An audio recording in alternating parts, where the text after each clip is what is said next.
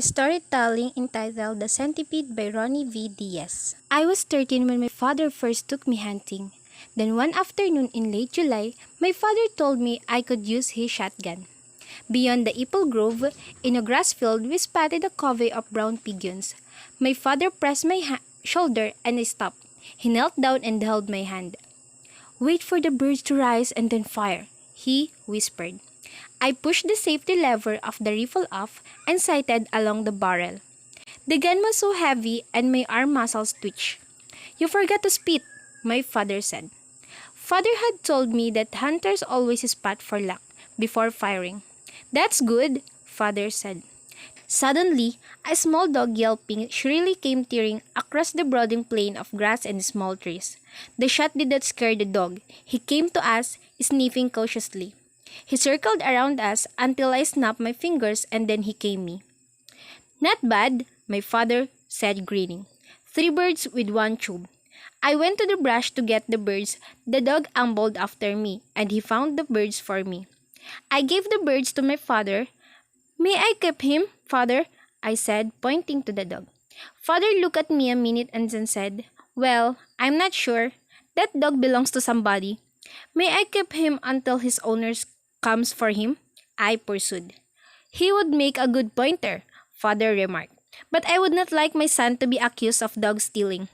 "Oh no," I said quickly. "I shall return him when the owner comes to claim him." "All right," he said. "I hope that dogs make a hunter out of you." Biryuk and I became fast friends. Every afternoon after school, we went to the field to chase squirrels or to the bank of the river. One time, I heard my sister shouting, "Eddie, come here!" she commanded. I approached with apprehension. Slowly, almost carefully, she reached over and twisted my ear. "I don't want to see that dog again in the house," she said coldly. "That dog destroyed my slippers again. I will tell Berto to kill that dog if I see it around again in this house." But I did not cry or protest. I had passed that pace. My sister was the meanest creature I knew. One of my first solid memories was of standing before a grass hut. I entered in my sister's playhouse and I remembered she told me to keep out of it. She was not around, so I went in. Against the flowers, the doll looked incredibly heavy. I picked it up. I tried to bend one of the legs and it snapped. Then I saw my sister coming. I hid the leg behind my back. She was running and I knew she was furious. I fell sick with a nameless pain. My sister snatched the doll from me and when she saw the torn leg, she gasped. Then suddenly, my sister became angry and she fell down to the ground. She came back from the hospital in the city, pale and quiet and mean. Nothing I did ever pleased her. She destroyed willfully anything I liked. After I saw my sister Delia beating my dog with her stick, I ran after Biryuk. He had fled to the brambles. I ran after him, and then I saw that one of his eyes was bleeding. I sat on the ground and looked closer.